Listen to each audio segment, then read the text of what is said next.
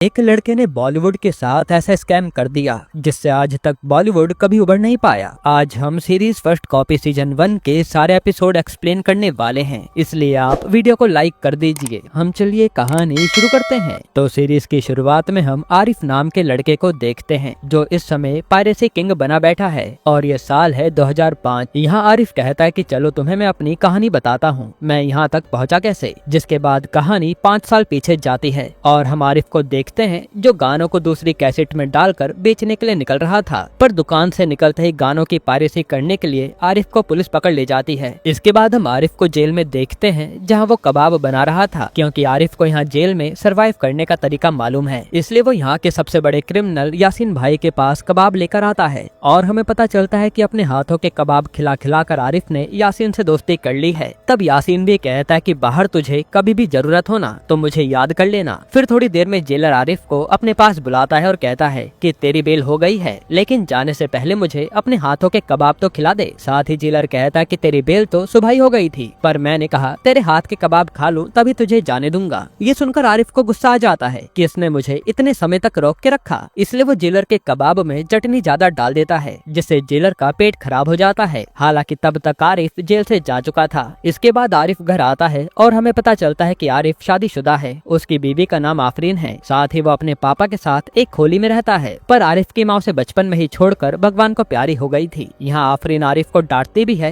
कि तुम ऐसे गलत काम क्यों करते हो जो तुम्हें जेल जाना पड़ता है, पर आरिफ कहता है कि हम गरीब हैं, थोड़ा बहुत पैसा कमाने के लिए ये सब करना पड़ता है और मैं सिर्फ लोगों तक एंटरटेनमेंट पहुँचाता हूँ, कोई गलत काम नहीं करता। फिर यहाँ आफरीन आरिफ से कहती है कि आज फरजीन दीदी ने अपने घर खाने पर बुलाया है क्योंकि तुम घर आए हो। तब ये लोग फरजीन के यहाँ खाने पर आते हैं और हम फरजीन के पति नईम को देखते हैं जो थोड़ा घमंडी टाइप का आदमी था। फिर जब आफरीन फरजीन के साथ होती है तो फरजीन उसे कहती है कि अगर आरिफ को कंट्रोल में रखना है ना तो उसे अपने पास आने मत देना और उसके सामने शर्त रख देना कि मेरे पास आना है तो सही रास्ते पर चलो। इधर आरिफ को नईम कहता है कि मेरा वॉकमैन का काम है तो तू ऐसा कर, कल से वॉकमैन बेचना शुरू कर दे। इस पर आरिफ मना कर देता है कि वॉकमैन कोई खरीदता नहीं है, वो मैं बेचूंगा कैसे। लेकिन फिर अपने पापा के कहने पर वो इस काम के लिए मान जाता है। इसके बाद हम अगले दिन आरिफ को वॉकमैन बेचते हुए देखते हैं जहाँ उसके साथ उसका दोस्त प्रवीण भी था और ये दोनों मिलकर भी एक भी वॉकमैन नहीं बेच पाते क्योंकि इसके दाम ज्यादा थे और माल लोकल था। तब प्रवीण कहता है कि ये धंधा अपने बस का नहीं है, हमें कुछ और सोचना चाहिए। तभी आरिफ को ब्रांडिंग का आइडिया आता है और वो अगले दिन उन वॉकमैन को एकदम न्यू ब्रांडिंग करके ले आता है जैसे वो कहीं विदेश से इम्पोर्ट होकर आए हों। ये देखकर प्रवीण भी हैरान था कि आरिफ क्या दिमागदार आदमी है। फिर शाम तक आरिफ सारा माल बेच कर घर आता है और आफरीन के लिए गिफ्ट में वो पायल लाया था। ये देखकर आफरीन खुश हो जाती है। तभी वहाँ नईम और फरजीन आते हैं और नईम गुस्से में था क्योंकि आरिफ ने माल तो बेच दिया,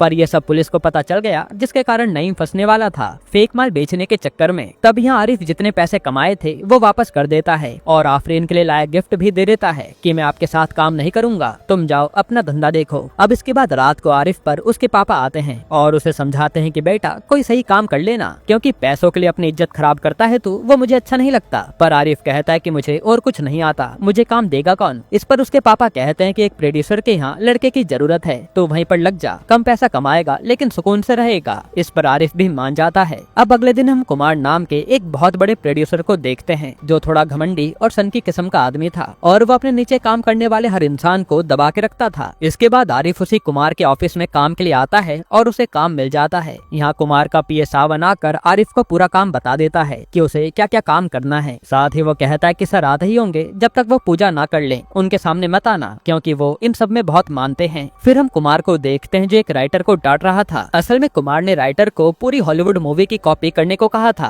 पर राइटर उसे अपने स्टाइल में लिखने लगा। इस पर कुमार उसे काम से निकाल देता है। साथ ही कुमार कहता है कि आने वाले सालों में देखना ऐसी फिल्में बनेंगी विदेश से कॉपी करके। अब एक दिन जब आरिफ सबको चाय पिला रहा होता है तभी वो देखता है कि कुमार से मिलने इस समय के सबसे पॉपुलर एक्ट्रेस मोना आई है और आरिफ मोना का काफी बड़ा फैन था, इसलिए वो जाकर मोना से मिलता है और उसके अनोखे स्टाइल में तारीफ करता है। तभी वहाँ कुमार आता है और वो आरिफ को स्टोर रूम की सफाई करने के लिए भेज देता है। फिर स्टोर रूम में आरिफ को रजनीश नाम का आदमी मिलता है जो कुमार के लिए काम करता था और वो बताता है कि कुमार की जितनी भी फिल्में आती है ना उन सबको थिएटर तक पहुँचाने का काम मेरा ही है। साथ ही यहाँ वो आरिफ को एक प्रोजेक्टर भी दिखाता है कि देखो कितना पुराना प्रोजेक्टर है, बिल्कुल एंटीक, लेकिन कुमार को इसकी कदर ही नहीं है। जब तक कुमार के पापा थे वो सिनेमा को कला समझते थे, पर कुमार ने इसे बस एक धंधा बना दिया। फिर आरिफ कहता है कि मुझे ये सब साफ करना है तो रजनीश कहता है कि हाँ कर लो, बस बस उस सामने अलमारी को हाथ मत लगाना, उसमें अगले हफ्ते रिलीज होने वाली फिल्म है। ये सुनकर आरिफ कुछ सोचने लगता है कि यहाँ तो खजाना है। फिर जब आरिफ घर के लिए राशन लेने आता है तो देखता है कि उसके पास तो राशन लेने के लिए भी पूरे पैसे नहीं है, इसलिए वो चुपचाप ऐसे ही लौट आता है। फिर आरिफ प्रवीण से मिलता है और ये दोनों अपना अपना रोना रोने लगते हैं कि जिंदगी पूरी बेकार चल रही है, पैसों के लिए हमें कुछ करना चाहिए। इसके बाद हम देखते हैं कि कुमार से मिलने सुपरस्टार एजे आता है और यहाँ ये नई फिल्म बनाने की बात कर रहे थे। तभी वहाँ आरिफ चाय लेकर आता है और गलती से कुमार के पैर पर चाय गिर जाती है। इससे कुमार भड़क जाता है और वो आरिफ की शर्ट से अपने जूते साफ कराता है और बेचारा आरिफ कुछ कह नहीं पाता। फिर घर आकर आरिफ खूब रोता है क्योंकि इस तरह जलील उसे आज तक किसी ने नहीं किया था। जिसके बाद अगले दिन से आरिफ नौकरी पर तो आता है और इसी तरह से दिन बीतते जा रहे थे।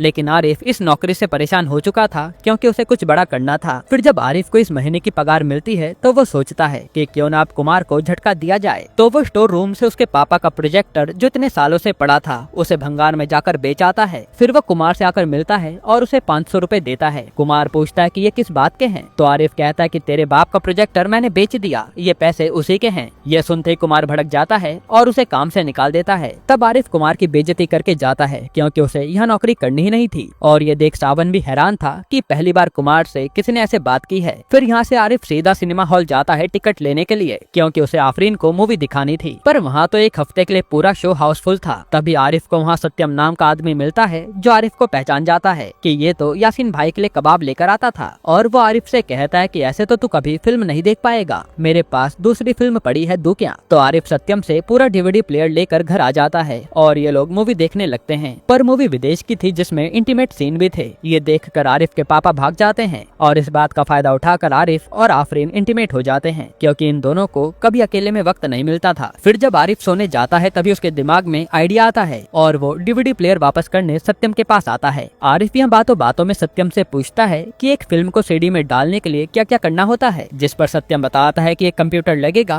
और एक रील जिससे फिल्म कॉपी होगी। तब आरिफ सत्यम से कहता है कि मुझे 1 लाख रुपए उधार चाहिए, यासीन भाई के नाम पर दे दो। तो सत्यम भी मान जाता है। जिसके बाद हम देखते हैं कि आरिफ ने उन पैसों से कंप्यूटर ले लिया है और वो अब मूवीज को कॉपी करके घर घर में सीडी बेचने की तैयारी में था और इस काम में उसने प्रवीण को भी मिला लिया था। जिसके बाद आरिफ यहाँ से सीधा उसी भंगार वाले के पास वो कुमार का प्रोजेक्टर वापस लेने आता है। पर भंगार वाला तो कहता है कि उस प्रोजेक्टर के कम से कम अब 10,000 रुपए देने होंगे क्योंकि उसकी कीमत बढ़ गई है। ये सुनकर आरिफ के होश उड़ जाते हैं और उसे प्रोजेक्टर किसी भी हाल में चाहिए था, इसलिए वो रोते हुए कहता है कि अब मालिक मुझे पुलिस के हवाले कर देंगे और मैं तेरा भी नाम ले लूंगा। यहाँ पुलिस का नाम सुनते वो आदमी 1000 रुपए में प्रोजेक्टर दे देता है। इसके बाद आरिफ सीधा रजनीश के पास आता है और उसे 30,000 रुपए देता है। ये पैसे देखकर रजनीश हैरान था और आरिफ कहता है कि ये एडवांस है हमारा काम करने के लिए, बस तुम्हें कुमार की नई फिल्म मुझे लाकर देनी है कॉपी करने के लिए और मैं आपको मालामाल कर दूंगा। ये सुनकर रजनीश भी लालच में हाँ कर देता है। जिसके बाद हम कुमार को देखते हैं जो अपनी 3 करोड़ की फिल्म को 7 करोड़ में बेचता है और इस तरह से कुमार ने कई सारे लोगों का पागल बना रखा था जो कुमार की बातों में आकर बेकार से बेकार फिल्म खरीद लेते थे। इधर रजनीश आकर आरिफ से कहता है कि मैं रील तो लाकर दे दूंगा, पर उस कुमार ने एडिट में थोड़ी छेड़छाड़ करवाई है, इसलिए अब रील सीधा थिएटर में आएगी और हमारे पास कॉपी करने का समय नहीं बचेगा। साथ ही रजनीश कहता है कि ऐसा करो ना, ये फिल्म जब थोड़ी पुरानी हो जाएगी तब हम इसे सीडी में डाल देंगे। लेकिन आरिफ मना कर देता है कि नई फिल्म आग की तरह होती है, हमें फायदा तो उसी से होगा, इसलिए ये फिल्म हमें कॉपी करनी है। फिर आरिफ कहता है कि थिएटर में 2 घंटे पहले मूवी आ जाएगी है ना, तो उस दौरान हम वहाँ कॉपी कर लेंगे। और फिर आरिफ कॉपी करने लगता है, पर यहाँ तो आधी फिल्म ही कॉपी हुई थी, इसलिए आरिफ रजनीश से कहता है कि तू जा, जब तक आधी फिल्म चला और बाकी की रील मैं तुझे कॉपी करके पहुँचा दूंगा। तब रजनीश भी ऐसा ही करता है, लेकिन थोड़ी देर में वहाँ कुमार भी ऑडियंस का रिएक्शन देखने आ जाता है। इससे रजनीश डरने लगता है कि कहीं हम पकड़े न जाएं, पर आरिफ सही मौके पर दूसरी रील लाकर दे देता है, जिससे इन्होंने मूवी भी कॉपी कर ली थी और कुमार को कुछ पता नहीं चला। फिर अगले दिन प्रवीण कहता है कि इससे तो हम खूब पैसा कमाएंगे, लेकिन आरिफ कहता है कि अब मुझे इस धंधे में राज करना है, मैं पीछे नहीं हटने वाला। इसके बाद हम मणि नाम के आदमी को देखते हैं, जिससे उसका बेटा कहता है कि पापा आज आप मुझे मूवी दिखाने वाले थे, इसलिए आप टिकट लेकर आना। तब मणि यहाँ से सीधा टिकट लेने जाता है, पर थिएटर पूरे हफ्ते के लिए बुक था।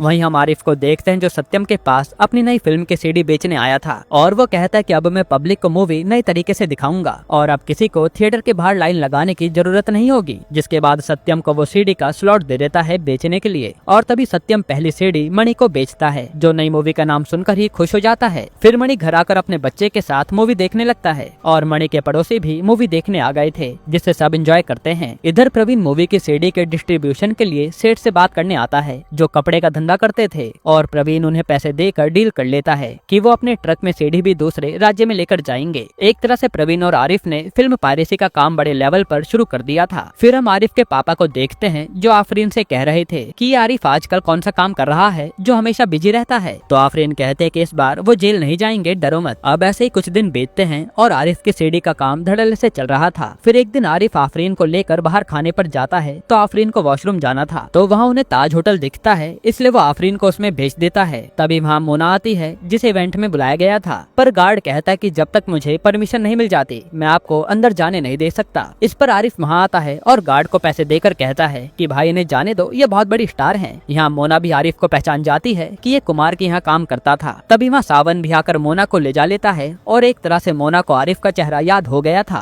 फिर अगले दिन हम कुमार को देखते हैं जो अपनी फिल्म एक डिस्ट्रीब्यूटर को बेचने आया था, पर वो आदमी तो फिल्म लेने से मना कर देता है कि आपकी फिल्म तो पहले हफ्ते ही सीडी पर बिकने लगती है, इसलिए मैं ये फिल्म लेकर अपना नुकसान नहीं करवा सकता। ये सुनकर कुमार के होश उड़ जाते हैं कि उसकी फिल्म कौन कॉपी कर रहा है। इसके बाद कुमार सीधा कमिश्नर के पास आता है और अपनी प्रॉब्लम बताता है कि उसकी फिल्म सीडी पर बिक रही है। तब कमिश्नर उनके होनहार ऑफिसर संजय को ये केस सॉल्व करने के लिए देते हैं, लेकिन संजय कहता है कि मैं तो उस डॉन राजन को पकड़ना चाहता हूँ और आपने मुझे ये केस दे दिया। लेकिन कमिश्नर कहते हैं कि बॉलीवुड का केस बड़ा होता है, इसलिए तुम इस पर ध्यान दो। इधर आरिफ ने नया घर ले लिया था, इसलिए वो अपने पापा से कह रहा था कि आप उस घर में चलो, पर उसके पापा मना कर देते हैं कि नहीं, मुझे यहीं सुकून मिलता है, तुम ऐसा करो आफरीन को अपने साथ ले जाओ, मैं यहीं ठीक हूँ। तो आरिफ भी मान जाता है। इसके बाद आरिफ अपने लिए एक सेकंड हैंड कार खरीदने आता है और उसे पता चलता है कि ये कार पहले मोना की थी जो उसे बेच रही है। तब मोना का नाम सुनते ही वो कार ले लेता है। असल में आरिफ पर पायरेसी करके बहुत पैसा आ रहा था। फिर एक दिन जब मोना कहीं जा रही होती है तो आरिफ उसे देखकर लिफ्ट देने आता है, तो मोना भी अपनी कार देखकर उसमें बैठ जाती है और आरिफ पूछता है कि आपने इतनी अच्छी कार क्यों बेच दी। तो मोना बताती है कि अब मुझे काम मिलना बंद हो गया है क्योंकि इंडस्ट्री में सिर्फ जवान लड़कियों को काम मिलता है, इसलिए अपना खर्चा चलाने के लिए मुझे ये सब करना पड़ा। फिर मोना पूछती है कि तुम क्या करते हो, तो आरिफ कहता है कि मैं लोगों तक एंटरटेनमेंट पहुंचाता हूं। और मोना समझ जाती है कि ये सीडी में फिल्म डालकर बेच रहा है। हालांकि यहाँ मोना को आरिफ की बातें अच्छी लगी थी और यहीं से इनकी दोस्ती शुरू हो जाती है। फिर जब आरिफ नईम से आकर मिलता है तो नईम कहता है कि तेरा सीडी का बिजनेस अच्छा है ना, मेरा एक पार्टनर है गुरु, वो तेरे से मिलना चाहता है। तो आरिफ भी मान जाता है। वहीं यहाँ संजय कुमार की फिल्मों की कॉपी करने वालों के पीछे हाथ धोकर पड़ा था। इधर नईम आरिफ को लेकर गुरु के पास आता है और कहता है कि मेरे इस धंधे के बारे में अपनी बहन को मत बताना, उसे इन सब का नहीं पता। फिर आरिफ से गुरु मिलता है और कहता है कि मुझे तेरा सीडी का धंधा पसंद है और मैं उसमें पार्टनर बनना चाहता हूँ, पर आरिफ मना कर देता है। इस पर गुरु आरिफ को धमकाने लगता है, जिससे गुस्से में आरिफ नईम को चाटा मारकर वहाँ से चला जाता है और ये देखकर गुरु हैरान था। इसके बाद हम संजय को रागिनी नाम की लेडी के साथ देखते हैं जो एक रिपोर्टर थी और संजय की गर्लफ्रेंड भी। यहाँ ये दोनों इसी फिल्म पायरेसी की बात कर रहे थे। इसके बाद हम देखते हैं कि अब मणि ने भी थिएटर जाना छोड़ दिया है और वो हमेशा घर पर सीडी लाकर मूवी देखता था।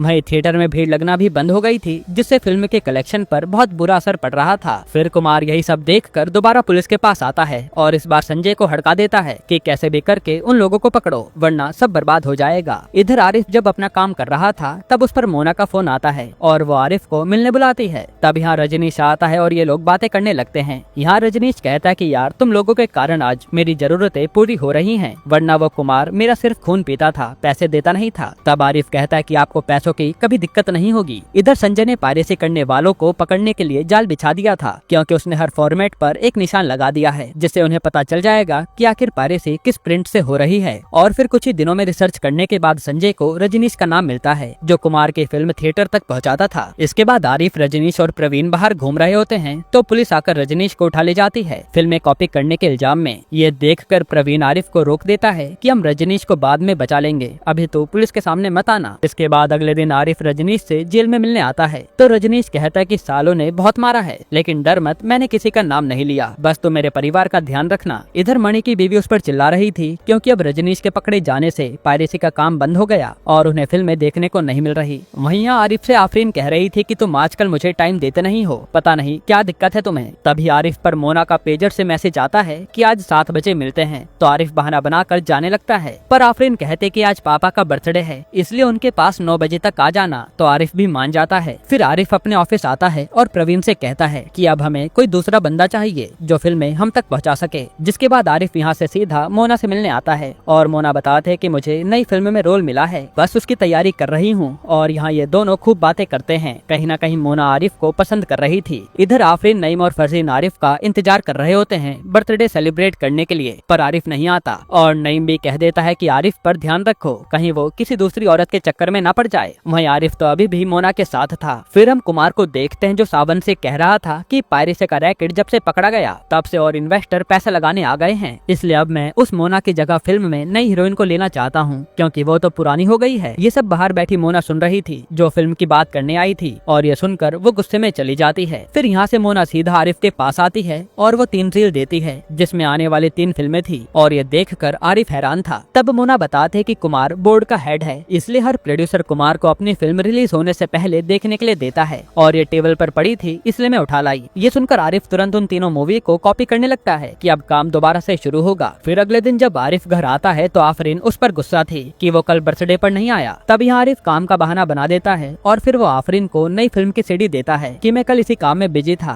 तब ये प्रिंट देखकर आफरीन उसकी काफी तारीफ करती है कि ये कितनी साफ क्वालिटी है। ये सुनकर आरिफ को आइडिया आता है और वो प्रवीण को फोन करके कहता है कि ये सेंसर बोर्ड वालों का पता कर कि इनसे फिल्म की सेटिंग हो सकती है क्या, अब हम उन्हीं से धंधा करेंगे। इधर हम कुमार को देखते हैं जिसने एक सुपरस्टार की बेटी को मोना की जगह कास्ट कर लिया था और वो आज उसे सेड्यूस कर रहा था अपनी फिल्म में लेने के बदले। यहाँ प्रवीण सेंसर बोर्ड के हेड का पता करने आता है और वो यहाँ चपरासी को पैसे देकर सारी डिटेल निकाल लेता है। तब उसे 2 नाम पता चलते हैं, पृथ्वी और सदानंद, यही सेंसर बोर्ड से फिल्में पास करते थे। इधर हम संजय की माँ को देखते हैं जो संजय से अपने पूरे दिन के बारे में बता रही थी। तभी एकदम से वो बेहोश हो जाती हैं। फिर वहाँ डॉक्टर आते हैं और चेकअप करके बताते हैं कि कोई बड़ी बात नहीं है, माँ घर पर अकेली रहती हैं इसलिए ऐसा हुआ था, तुम इन्हें एक टीवी लाकर दे दो, वो देखेंगी तो बोर नहीं होंगी। फिर हम गुरु को देखते हैं जिसके पास नईम मिलने आता है और गुरु कहता है कि तेरे साले ने मुझे मना कर अच्छा नहीं किया, अब ऐसा कर तू अपने साले पर नजर रख और आज से तू सीडी वाले धंधे में मेरा पार्टनर है। इस पर नईम भी मान जाता है। फिर अगले दिन आरिफ पृथ्वी और सदानंद को मिलने के लिए बुलाता है एक प्रोड्यूसर बनकर और वो उन्हें बातों के जाल में फंसाने लगता है, जिसके बाद वो कहता है कि मैं आपको मुंह मांगे दाम देने को तैयार हूँ, बस जो भी नई फिल्म आएगी ना वो आपको हमें देनी होगी। तब यहाँ दाम सुनते ही ये दोनों मान जाते हैं क्योंकि आरिफ बहुत ज्यादा पैसे देने को तैयार था और यहाँ इनकी डील हो गई थी। जिसके बाद आरिफ अच्छे प्रिंट में मूवी कॉपी करने लगता है और फिर से पायरेसी का धंधा चलने लगता है। इससे आरिफ और प्रवीण मिलकर खूब पैसा कमाते हैं। फिर एक दिन आरिफ एक दुकान पर अपनी सीडी देखने जाता है तो पता चलता है कि उसकी कॉपी की गई मूवी की लोग कॉपी कर रहे हैं, जिससे आरिफ खुश हो जाता है कि वो अब इस गेम का किंग बन गया है। इधर हम कुमार को देखते हैं जो उस नई एक्ट्रेस से इंटीमेट सीन करा रहा था।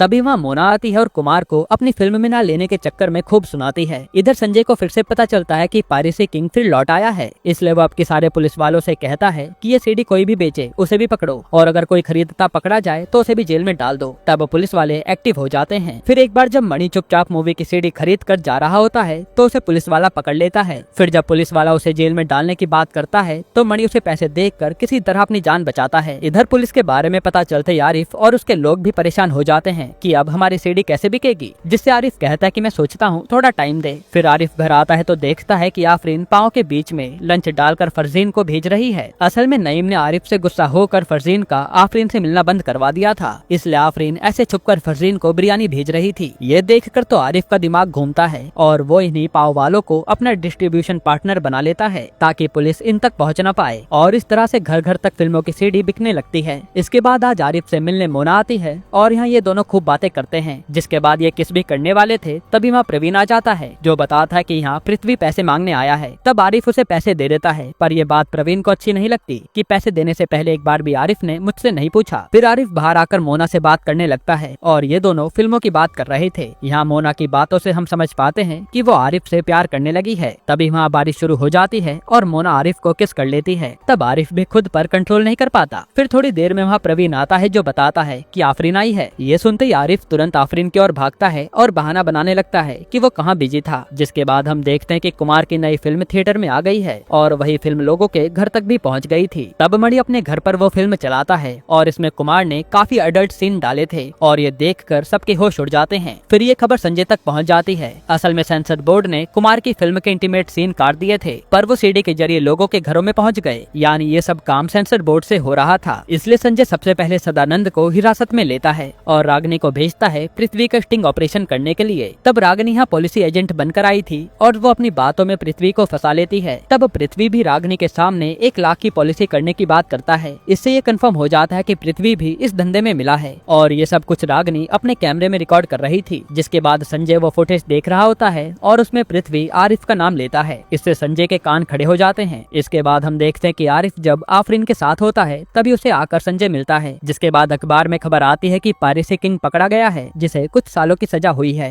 यहीं पर सीजन 1 खत्म होता है। दोस्तों, अगर आपको सीजन 2 कल ही चाहिए तो कमेंट में पार्ट 2 लिख देना, हम तुरंत डाल देंगे।